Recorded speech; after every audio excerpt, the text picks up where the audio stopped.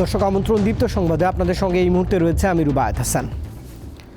শিক্ষক কর্মচারীদের কর্মবিরতিতে একরকম স্থবিরতা নেমে এসেছে দেশের সকল পাবলিক বিশ্ববিদ্যালয়।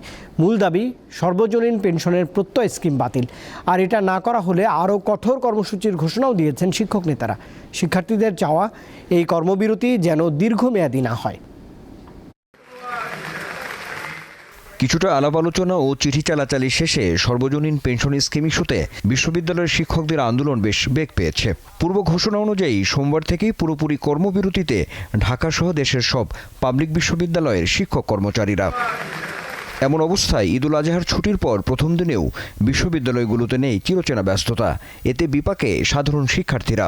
লাইব্রেরি পর্যন্ত বন্ধ, ছেলেমেলে পড়তে পারছে না, ডিপার্টমেন্ট ক্লাস অফ, অনেকে ভর্তি হবে মাস্টার্সে, সেই সুযোগ রাখা হয়নি। তো এই কর্মবিরতিটা যদি দীর্ঘমেয়াদী হয় তাহলে মনে হয় এটা আমাদের পড়ালেখার উপর ভালো ইম্প্যাক্ট ফেলবে। জিনিসটার যে একটা অচল অবস্থা সৃষ্টি হয়েছে, এটা সমাধান হোক এবং আমরা ক্লাসে ফিরে যেতে চাই।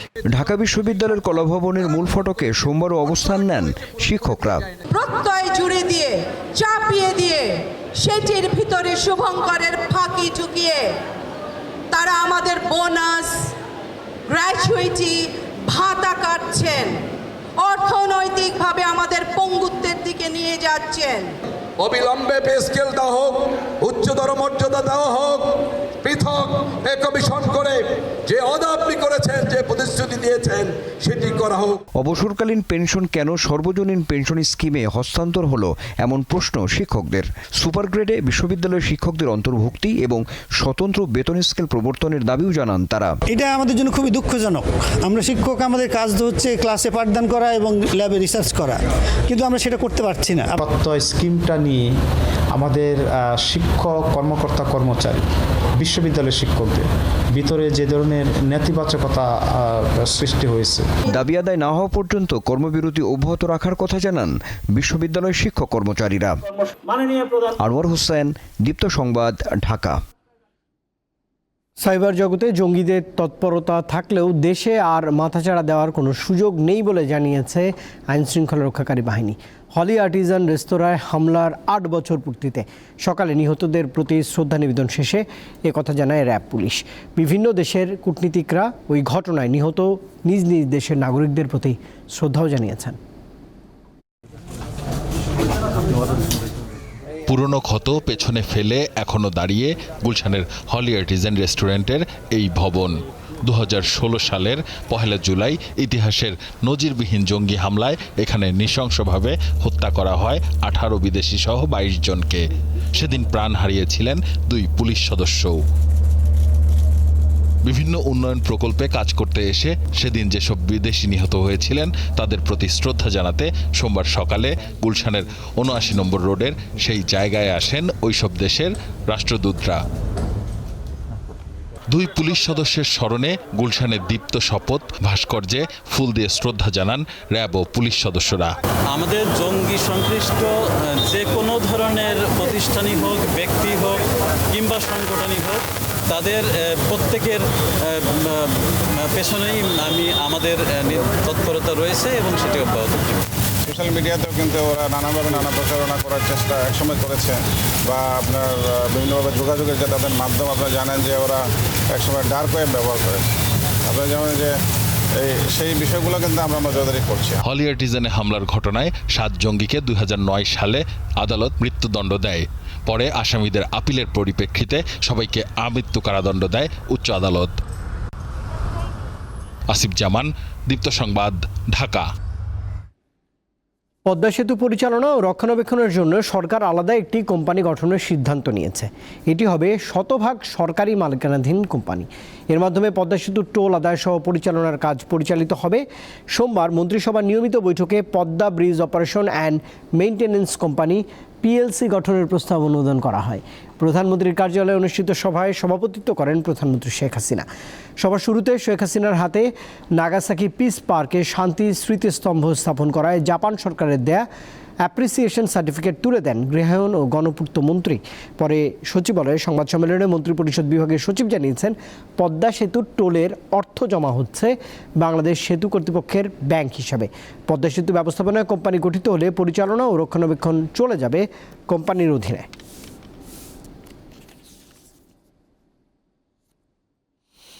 স্থানীয় সরকার ও ইউনিয়ন পরিষদ সংশোধন বিল 2024 সর্বসম্মতিক্রমে জাতীয় সংসদে পাশ হয়েছে। এতে ইউনিয়ন পরিষদে প্রশাসক নিয়োগের বিধান রাখা হয়েছে। সোমবার বাজেট অধিবেশনে জাতীয় সংসদে স্থানীয় সরকার ও ইউনিয়ন পরিষদ সংশোধন বিল 2024 পাশ হয়। স্থানীয় সরকার মন্ত্রী তাজুল ইসলাম বিলটি পাশের জন্য সংসদে তোলেন। বিলের ওপর আনা জনমত যাচাই বাছাই কমিটিতে প্রেরণ ও সংশোধনী প্রস্তাবগুলো নিষ্পত্তি শেষে বিলটি কণ্ঠভোটে পাশও হয়। এর আগে স্পিকার শিরিন শারমিন চৌধুরীর সভাপতিত্বে সংসদের নিয়মিত বৈঠকটি শুরু হয়। সরকারি কর্মকর্তাদের সম্পদের হিসেব দাখিলের নির্দেশনা চেয়ে হাইকোর্টে রিট দায়ের করা হয়েছে।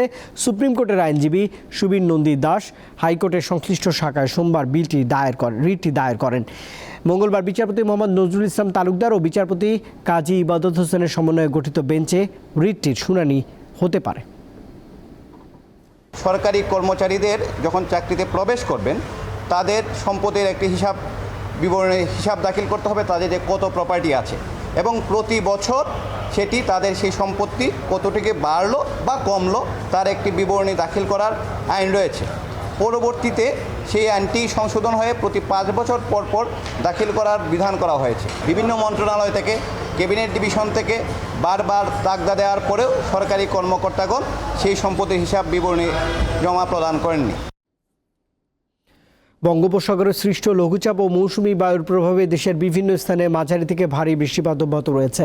সকালে ভারী বৃষ্টির পাশাপাশি পাহাড়ি ঢলের কারণে সিলেটে ফের বন্যার আশঙ্কা দেখা দিয়েছে। টানা বর্ষণ আর পাহাড়ি ঢলে সুনামগঞ্জে অস্বাভাবিক হারে বিভিন্ন নদ নদীর পানিও বৃদ্ধি পেয়েছে। বরগুনায় গত 2 দিনের বৃষ্টিতে জনজীবনে নেমে এসেছে চরম দুর্ভোগ। কুড়িগ্রামে ধরলা, দুধকুমার ও ব্রহ্মপুত্রের পানি বিপদসীমার নিচ দিয়ে প্রবাহিত হলেও কাউনিয়া পয়েন্টে তিস্তার পানি বিপদসীমার 5 সেন্টিমিটার উপর দিয়ে প্রবাহিত হচ্ছে। আবহাওয়া অফিস জানিয়েছে উত্তর বঙ্গোপসাগর ও তৎসংলগ্ন এলাকায় দক্ষিণ পশ্চিম মৌসুমি বায়ু প্রবল অবস্থায় রয়েছে। এর প্রভাবে উত্তর বঙ্গোপসাগর ও উপকূলীয় এলাকায় গভীর সঞ্চালনশীল মেঘমালা তৈরি হচ্ছে। এই অবস্থায় সব সমুদ্র বন্দরকে 3 নম্বর স্থানীয় সতর্কতা সংকেত দেখিয়ে যেতে বলা হয়েছে। আটলান্টিক মহাসাগরে সৃষ্ট হারিকেন বেরিল দক্ষিণ পূর্ব ক্যারিবীয় অঞ্চলের উপকূলের দিকে ধেয়ে আসছে। এরই মধ্যে ঘূর্ণিঝড়টি ক্যাটাগরি 4 মাত্রায় রূপ নিয়েছে। বাতাসের গতিবেগ ঘন্টায় অন্তত 130 মাইল। মার্কিন ন্যাশনাল হ্যারিকেন সেন্টার জানিয়েছে Barbados, Saint Lucia, Saint Vincent, Grenada এবং টোবাগো সহ ক্যারিবীয় অঞ্চলের সকল দ্বীপই হ্যারিকেনের সতর্কতার অধীনে রয়েছে। স্থানীয় সময় সোমবার সকালের দিকে হ্যারিকেনটি উইকওয়াল্ডার দ্বীপপুঞ্জে প্রথম আঘাত হানতে পারে বলে জানা গেছে। হ্যারিকেন বেরিলের প্রভাবে ভারী বৃষ্টিপাত ও জলোচ্ছ্বাসের সতর্কতা জারি করেছে প্রশাসন। এদিকে টি-20 বিশ্বকাপ জয়ের পরই ঘূর্ণিঝড় বেরিলের কবলে পড়েছে ভারতীয় ক্রিকেট দল। বিমান চলাচল বন্ধ থাকায় সেখানেই আটকে রয়েছে পুরো দলের সদস্যরা। আর দর্শক, এই ছিল এখনকার মতো সংবাদ আয়োজন। আমাদের পরের সংবাদ আয়োজন রাত 11টায় দীপ্ত সংবাদ দেখার আমন্ত্রণ রইল। এতক্ষণ সঙ্গে থাকবার জন্য ধন্যবাদ সবাইকে।